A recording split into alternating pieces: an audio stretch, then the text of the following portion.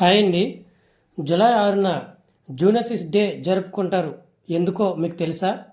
Louis Pasteur అనే శాస్త్రవేత్త మొట్టమొదటిసారిగా 1885వ సంవత్సరంలో జూలై 6న పిచ్చి కుక్క కాటుకు గురైన వ్యక్తి ప్రాణాలను యాంటీ రాబీస్ టీకా ద్వారా కాపాడిన సందర్భంగా జూలై 6 ప్రతి సంవత్సరం కూడా జూనోసిస్ డే నిర్వహిస్తున్నారు. అసలు ఈ జూనోటిక్ వ్యాధులు అంటే ఏంటి, వాటి యొక్క జాగ్రత్తలు ఏంటో ఇప్పుడు మనం తెలుసుకుందాం. వెల్కమ్ టు పశు సంపద సంరక్షణ యూట్యూబ్ ఛానల్. పశువుల నుండి మనుషులకి, మనుషుల నుండి పశువులకి సంక్రమించే స్వభావం ఉన్నటువంటి వ్యాధుల్ని జూనోటిక్ వ్యాధులు అంటారు. ఇవేంటంటే ఒక మనిషికి వచ్చిన దాని ద్వారా పశువుకు వస్తుంది, పశువు ద్వారా మనిషికి వస్తుంది. అసలు పశువులు అంటే ఇప్పుడు ఆవులు కానీ, కుక్కలు, ఇంట్లో పెంచుకున్నటువంటి కుక్కలు కానీ, ఇలాంటి వాటి వల్ల ఆ పెంపుడు మనుషులకి లేదా అక్కడ రైతులకి, వాళ్ళకి ఈ విధంగా వాళ్ళ నుంచి వీళ్ళకి, వీళ్ళ నుంచి వాళ్ళకి వస్తుంది. అయితే ప్రపంచంలోనే దాదాపుగా ప్రతి సంవత్సరం కూడా 30,000 మంది ప్రాణాలను కోల్పోతున్నారు ఇదే ర్యాబిస్ వ్యాధితో. ర్యాబిస్ వ్యాధి గురించి మనం ఇప్పుడు చూద్దాం. ర్యాబిస్ అనేది వైరస్ ద్వారా సంక్రమించే వ్యాధుల్లో చాలా ప్రాణాంతకమైన వ్యాధి. ఇది పిచ్చి కుక్క కాటు వలన ఇది సంక్రమిస్తుంది. ఇది ఏంటంటే చాలా భయంకరమైనటువంటి వ్యాధి అని చెప్తున్నాం. అయితే ఈ వ్యాధి మనిషికి గనక సోకినట్లయితే వాళ్ళకు వచ్చే లక్షణాలు ఏంటి? జ్వరం వస్తుంది, తలనొప్పి, గాయం ఉన్న చోట ఎక్కడైతే కరిసిందో ఆ కరిసిన దగ్గర నొప్పి, దురద, అనారోగ్యం, చాలా నోటి నుంచి చొంగ ఎక్కువగా కారుతుంది, కళ్ళ నుంచి నీరు కారడం, ఇవన్నీ జరుగుతాయి. ఈ విధంగా జరిగి ఇది నర్వస్ ప్రాబ్లంకు చెందినటువంటి వ్యాధి కాబట్టి వెంటనే ఎటువంటి ఆహారం తీసుకోలేకపోవడం, 10 రోజుల్లో ఇలా చేసి చనిపోవడం అనేది ఖచ్చితంగా జరుగుతుంది. ఈ వ్యాధికి సరైన చికిత్స అయితే లేదు.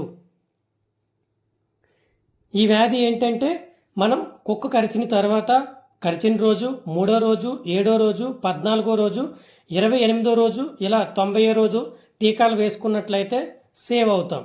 ఇక రెండో విషయానికి వచ్చినట్లయితే, రెండో వ్యాధి గురించి మనం డిస్కస్ చేసుకున్నట్లయితే ఇది బర్డ్ ఫ్లూ. సంక్రమిత వైరస్ వ్యాధుల్లో ముఖ్యమైన జబ్బు అని చెప్పి ఇది కూడా చెప్పచ్చు.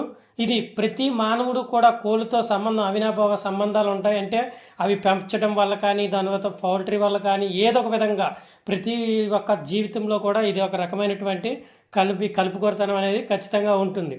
అయితే ఇది కోళ్ళలో బర్డ్ ఫ్లూ వ్యాధి అనేది మనుషులకి సంక్రమించే వ్యాధి. ఈ జబ్బు చెందిన తీవ్రమైన అయితే మాత్రం కోళ్ళలో, మనుషుల్లోని ప్రాణాంతకం అవుతుంది.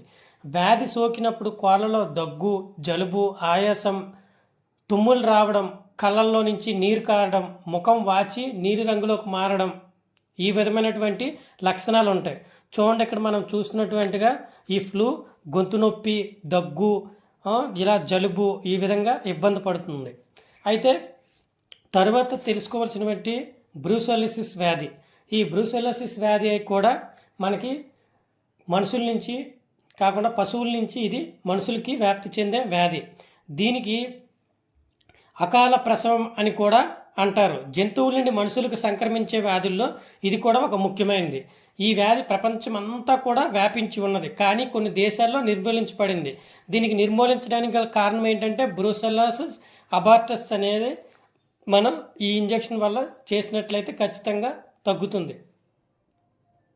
గేదెల్లో బ్రూసెల్లా ఒక్కొక్క రకంగా ఈ విధంగా బ్రూసెల్లా వచ్చినటువంటి పశువులు ఏంటంటే ఈ విధంగా బ్రూసెల్లా వచ్చినప్పుడు ఏం జరుగుతుందంటే 7 monthsకి అబార్షన్ అనేది ఆవుల్లో అయితే అయిపోతుంది. అదే మనుషుల్లో అయితే ఇది జ్వరము, ఆకలి లేకపోవడం, తలనొప్పి, నడుము నొప్పి, చలికి వణకడం, చెమటలు పోయడం, తర్వాత బద్ధకంగా ఉంటుంది, మలబద్ధకం, విరోచనాలు, నీరసం, బరువు తగ్గడం, లింఫ్ గ్రంథుల్లో వాపు.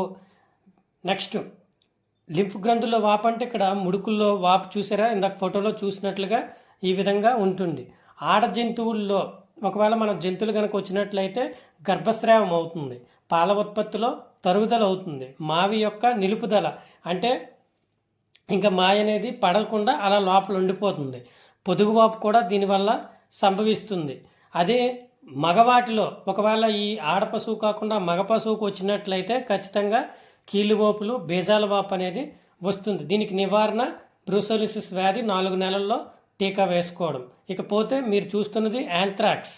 నవరంధ్రాల నుంచి గడ్డ కట్టనటువంటి బ్లడ్ అనేది వస్తుంది అంటే పశువుల్లో అది ఖచ్చితంగా యాంథ్రాక్స్ అని చెప్పాలి. యాంథ్రాక్స్ అనేది బ్యాసిల్లస్ యాంథ్రాసిస్ అనే బ్యాక్టీరియా ద్వారా సంక్రమిస్తుంది. ఈ వ్యాధి గొర్రెలు, మేకలు, పశువులకి సోకుతుంది. ఈ వ్యాధి కలుగజేసే క్రిములు, సూక్ష్మ క్రిములు అనేవి ఏం చేస్తాయి?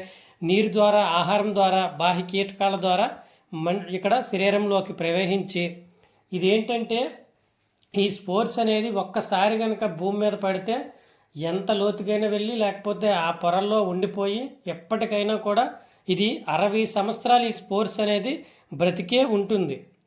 కాబట్టి ఇది ఒకవేళ ఈ పశువు కనుక ఈ జబ్బుతో చనిపోయినట్లయితే పోస్ట్ మార్టం అనేది ఖచ్చితంగా చెయ్యకుండా పాతిపెట్టడం అనేది చేస్తారు. ఒకవేళ పోస్ట్ మార్టం చేస్తే అక్కడ ఉన్నటువంటి స్పోర్ట్స్ ఆ భూమిలోకి వెళ్ళి అది మళ్ళీ బయటకు వచ్చి కలుషితమైపోయి చాలా ప్రమాదం అనేది సంభవిస్తుంది.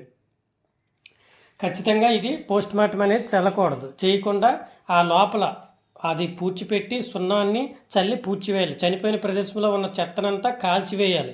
ఈ వ్యాధితో చనిపోయిన జంతువుల చర్మాన్ని కూడా తీయకూడదు. దొమ్మ వ్యాధి నిర్ధారణ జరిగినప్పుడు ఆ పశువులు, జీవాలకు అన్నిటికీ కూడా వ్యాధి నిరోధక టీకాలు అనేది చేసుకోవడం వల్ల ఈ వ్యాధిని మనం ఖచ్చితంగా నిర్మూలించిన వారం అవుతాం. ఇక చూస్తే మెదడువాపు వ్యాధి, జపనీస్ ఎన్సెఫలైటిస్. ఈ వ్యాధి వైరస్ వల్ల సంక్రమించింది. ఇది కూడా వైరస్ వల్లే. ఇది కూడా ఒక జెనెటిక్ వ్యాధి. ఈ వైరస్ దోమకాటు ద్వారా వ్యాప్తి చెందుతుంది. ఈ వైరస్ గల పందులు కానీ, కొంగలు కానీ దోమలు కుట్టినప్పుడు వాటి రక్తంతో పాటు ఈ వైరస్ దోమల్లోకి ప్రవేశించి తిరిగి ఈ దోమలు మనుషులు కుడితే ఈ వ్యాధి అనేది, ఈ మెదడువాపు వ్యాధి అనేది వస్తుంది. సాధారణంగా 3 నుండి 15 సంవత్సరాల వయసు గల పిల్లలు ఎక్కువగా ఈ వ్యాధికి గురవడం అనేది మనం ఎక్కువగా చూస్తుంటాం. వ్యాధి సోకిన వారికి తీవ్రమైన జ్వరం ఉంటుంది, తలనొప్పి ఉంటుంది. వాళ్ళ ప్రవృత్తిలో తీవ్రమైన మార్పులు, మెడనొప్పి, మెలికలు తిరిగి ఉండడం ఇవన్నీ కూడా మనం చూస్తుంటాం. మగతగా ఉండడం అనేది ఈ వ్యాధి యొక్క లక్షణం.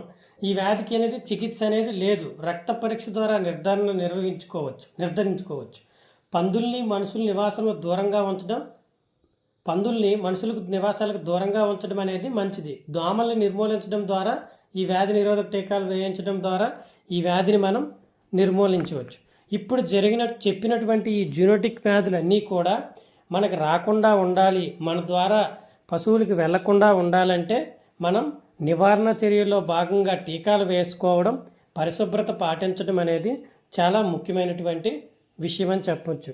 ఈ వీడియో కనుక మీకు నచ్చినట్టయితే లైక్ చేయండి, షేర్ చేయండి, సబ్స్క్రైబ్ చేసుకోండి. Thanks for watching.